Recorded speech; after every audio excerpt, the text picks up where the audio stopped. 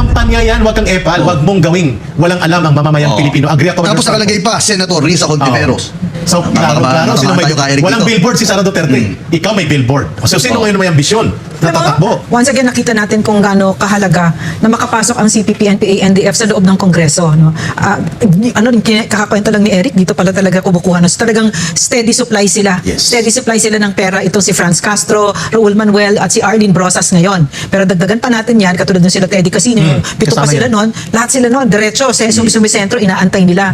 No, so, grabe yung panlilin lang sa Pilipino talaga, no? And yung Eric, I have 2 points kasi, no? 2 points talaga. Number 1, na nasa isip ko, napakalungkot ko kasi nalaman ko nung 2021 ba or 2020, according to Ms. Sasot, that itong mga CPP na party list na ito, ang average na confidential na extraordinary funds nila ay mga 20 million. That's the budget for the barangay development program, di ba? At ano yung barangay development program? Farm to market roads, yung mga eskwela, yung Health mga center. and it really breaks my heart that ganito ba yon? Ganito ba yung ating gobyerno? Kasi before, hindi ko naintindihan na bakit nila tinapyasan ang barangay development program na ang pinaka sentro nito na tutulungan at papagandahin ang buhay at totoong serbisyo siya, hindi na drawing. Totoong serbisyo talaga ay ang pinakamahihirap natin mga kapatid. Pero yung mga pinakamayayaman sa Kongreso, pinakamakapangyarihan, tinalo nila yung pinakamaliliit natin mga kapatid, pinakamahihirap at pinakawalang kapangyarihan, di ba? So, and for what? Ginamit nila yung pera na yun for what, di ba? Ma'am, Wala, we don't know. Can I ask you a question, ma'am? Yeah.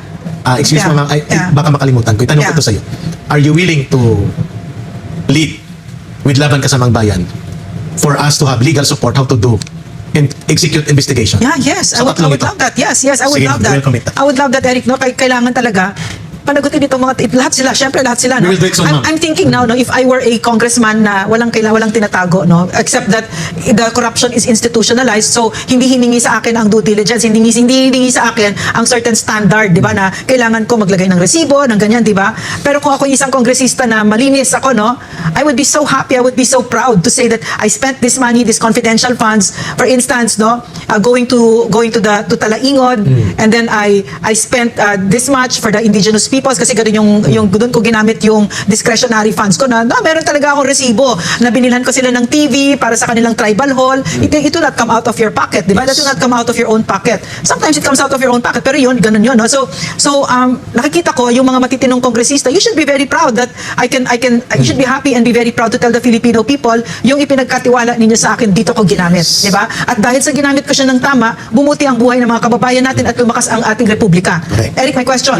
Kasi lalakas ng loob itong tatlong ito, no? Pati yung kanilang mga trolls, no? Na elected daw sila. Sila ay hinalal daw ng Pilipino. So anong masasabi mo doon, Eric? Ayun po ang malaking Ilusyon. nila. You were never elected directly by the people. Yung inyong party list po nakakalusot dahil may maniobra kayo. Pero subukan yung tumakbo bilang Raul Manuel, Arlene Brosas at Franz Castro na booking na kayo ng mamamayan. Sigurado kami hindi kayo mananalo. Ito pa, Eric. Subukan ninyong tumakbo. Nasabihin niyo yung totoo. Na Yun. ang kabataan ay CPP, NPA, NDF. Ako si Arlene Brosas sa Gabriela na isang prente ng CPP, NPA, NDF. Ako si si Franz Castro na isang na taga ACT, Alliance of Communist Teachers, na isang prente ng CPP, NPA, NDF. Tingnan natin kung makadalawang boto Correct. kayo. Kaso alam niyo yon. Kaya nililin lang ninyo ang Pilipino. So Correct. hindi kayo binoto. Hindi kayo nanlin lang Nanlin lang kayo. At saka aside from that, Eric, di ba? No. Tamang-tama yung barangay elections. How do they do that on the ground? Yung paano nila nakukuha yung boto noon, di ba? Noon ma'am, pag NPA area, NPA talaga mga kampanya. Yeah. Kakatukin yung mga kandidato, Brother Franco. Aakitin yun, ipapatawag yun. And then magkakaroon ng pulong-pulong barangay, ma'am. NPA ang tatakda. It was Paano already... na mangyari kung ayoko iboto sila Franz Castro? May papatayin talaga, ma'am. Papatayin ako. Lalo na yung kandidato na kumakalaban sa NPA. At binanggit niya ni Mayor Buller at ng mga leaders na nag-surrender sa Samar na sa panahon ng eleksyon nandun ang NPA sa voting area. At talagang sinasabi nila, tinitingnan nila yung balota. Ganyan kayo nanalo. Ganon sila nananalo. Ganyan kayo nanalo, Franz Castro, sa pananakot, Correct. panlilin lang. So hindi kayo binoto ng Pilipino. Correct. Okay? Huwag kayong mag-ilusyon. At ma'am, Brother Franco, ito yung tanong ko sa iyo, Brother Franco. Papayag ka ba, Brother Franco, na itong tatlong ito ay magpapatuloy sa pag-enjoy ng 3 milyon bawat buwan? Extraordinary fund. At galit pa si House Secretary General Velasco kung bakit tinatalong ito ni Pangulong Duterte at ipinapanawagan ng mamamayan na buksan at ilahad kung paano ginastos ang mga extraordinary fund. Your reaction to that bilang... Kasi Secgen may extraordinary funds din. Pwede rin, ma'am. That Meron can be ba? possible kasi 1.6 to 1.7 trillion po ang extraordinary fund sa access ni Speaker Magkano? Martin Romualdez. 1.7 billion pesos. Ilang barangay development program? At more than 300 na million for travel expenses. Brother Frank, 2 billion pala, ma'am, sorry. 2 billion for travel expenses, 1.7 billion for extraordinary fund, Brother Frank. Oh my Diba gosh. ka Eric, yan mga kababayan, nakita naman natin ka Eric kung gaano kalaki ang napupunta sa kaban dito sa ilang mga opisyal. Ito yung bagay na kinakailangan natin ipaliwanag. Kasi mga kababayan, meron tayo mga bagay na kinakailangan natin mas bigyan diin yung kaunawaan natin patungkol dito sa funds na ito kasi ito yung ginagamit din nilang taktika para sirain tayo, para sirain ng Vice President Sara Duterte. Gaya nga ng aking paulit-ulit na sinasabi. Like for example, ginamit nila ang intelligence fund to protect their own interests pagdating sa pera. Maliban doon, like for example, that 11 days that Risa Ontiveros keep on saying, that 11 days, explain that. Now, Sa you payan. explain Yeah. how these funds are being, how do you spend all of these funds dyan sa Senate, Franco, especially excuse me. sa... How much is you mean to say the senators also have They have their funds extraordinary also. funds? Yes, ma'am, meron. And Risa Ontiveros has been asking for an Yes. accounting. Risa Ontiveros, Senator, Ang- account for that. Ma'am, Tell the ang lumalabas- Filipino, how much is her... 2 her million. Wow! 2 million per month. 2 million per month. Ang extraordinary fund access ng isang senador. Yes. Sa Senate President, more than 300 million. And she saw nothing wrong with not having to account for that to the Filipino people. Frank, yun ang tanong Yes. ng taong bayan sa tanong mo, Brother Frank. Go ahead. May billboard Sorry, na I'm siya. sorry. Yes, yun nga eh. May billboard siya. Meron ng nakaganyan atin to. Atin to. O, di ba? Hindi ka Ang laki, mananalo kung ano yung ambition mo. yung pundong ginagamit mo doon, di ba? Bakit napakaaga naman, di ba? Para saan yung mga billboard mong itinatayo? Suportahan natin ang mga isda Atin sa ito. West Philippine Sea. Obvious ba? My Pangangampanya yan, wag kang epal, wag mong gawing. Walang alam ang mamamayang Oh. Pilipino. Agree ako, Brother Tapos Frank. nakalagay pa, Senator Risa Ontiveros.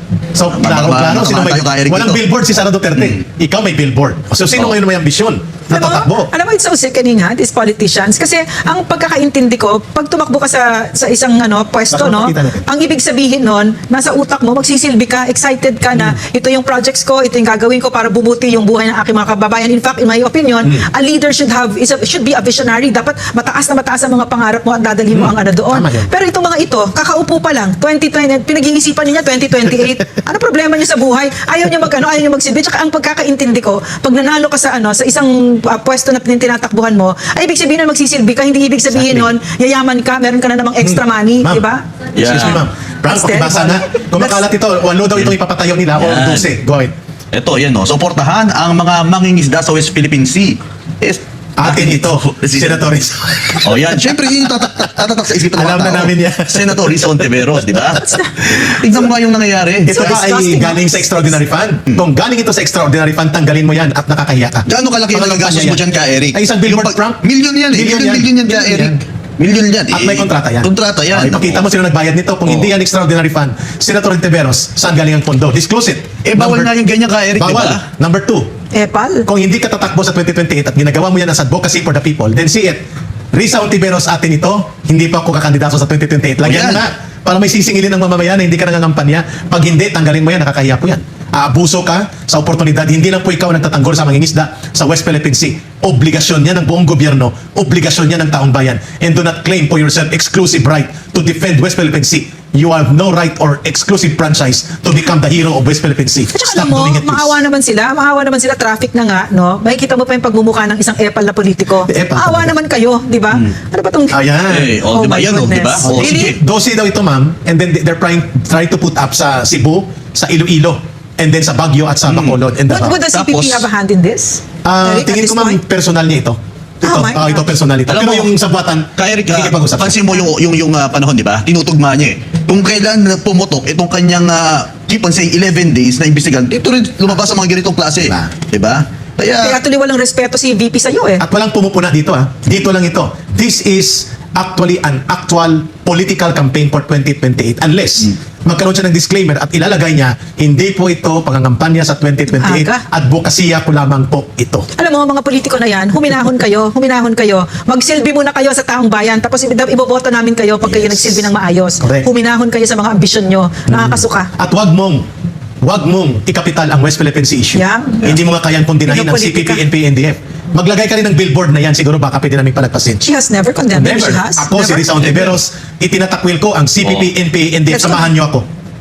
Oh my gosh. Please do it. She has never done it. Are you Never sure, done. Eric? Never done. Oh my gosh. Gawin mo yan na Senator Risa Ontiveros. At huwag ka pong maging balat sibuyas pag pinupuna ka namin Hindi. dito. Sapagkat It's senador part of ka. what you sign up for. Correct. Yeah? Eric, I have a question. Are you sure about that she's never condemned the CPP? Are you sure about that? And why would she not do that? Di naman siya CPP. Ang sa tingin ko, ma'am, iniiwasan niya magkaroon ng hidwaan sa mga CPP urban operatives like Franz Castro, Teddy Casino, Situhan sa kanya at sa sila. political ambition niya. Wow. Kasi siyempre magagamit niya rin sa political alliances sa election, Brother Franco. But there was one instance, Frank, hindi ko alam kung siya nagkundina. I think it was Eta Rosales and Walden Bello. Kasi kagrupo niya yan sa Akbayan eh. Yes. Kinundina nila ang NPA lang. Dahil pinapatay ng NPA ang mga organizer ng Akbayan sa Quezon Province. So pinag-execute ng NPA. But that was a long time ago. Eric, can you tell us that background? Ano yung pag-separate ng RA at Yes. RJ? Just a brief history para alam ng mga kababayan natin. Si Rizal Tiveros po was never recruited into the CPP, NPA, NDF. Pero yung mga kasama po niya ay mga CPP, NPA, NDF dati. Like Walden Bello at Eta Rosales. Rosales, Okay. Nang magkaroon po ng debate sa loob at purgahan na pinagpapatay ng CPP, NPA, NDF ang mga ayaw sumunod kay Joe Masison doon sa tinatawag nilang ikalawang dakilang kilusang pagwawasto na split po ang buong pamunuan ng CPP, NPA, NDF down the line. Kasama po dyan sina Eta Rosales, kasama po dyan sina Walden Bello at bumuo sila ng grupong Siglaya or Siglo ng Paglaya at grupo ng Akbayan. And they disassociated themselves from CPP, NPA, NDF and they become part of advocacy reform group na tinatawag nilang Siglaya at Akbayan. Later on, they became involved in party list operations and they became part of the yellow politics and alliances with the Liberal Party. Na-dis out nila dyan at na-is out, Brother Franco, Ma'am Rain, ang CPP sa alliance sa Liberal Party, lalo na sa panahon ni Ninoy Aquino. I have a question. Si Senator Rizal Tiveros, has she made a clear accounting about the PhilHealth scandal? There was a parang scandal Iniiwasan niya yan eh. involving her. Yeah. Oh, really? Iniwasan niya, sabi niya, that is a dead issue. No, it's that is not. already settled. What? Hindi po, dapat po magpaliwanag din kayo nung nangyari nung kayo sa PhilHealth. Was she appointed as CEO of PhilHealth? I think so. During the panahon of Ninoy Aquino. Noynoy Aquino. And I think, Brother Franco, she has also to explain her extraordinary fund. Yeah, of course. Yeah. At duda ng mamamayan, pinupunduhan mo ng extraordinary fund, ito mga billboard campaigns mo na ginagamit mo pang kapital ang West Philippine Sea at ang mga mangingisda. Excuse me, mahiya po sana kayo, Senator Tiveros. Alam ng mamamayan, yan ay pangangampanya for 2028. At saka she's so concerned about the accountability of the Vice President. Yes. Na tama naman, no? Tama naman talaga yon. Pero hinihingi din namin yun sa iyo. Explain niyo pala siya pala yun, no? Oo. Alam mo yung kasabihan, people who live in glass houses shouldn't be throwing stones. Correct. So ito, Ma'am Senator, you're so concerned about the accountability and transparency of the Vice President. Yung pala, meron ka palang tinatago dyan na extraordinary funds. Give us an accounting of Correct. that.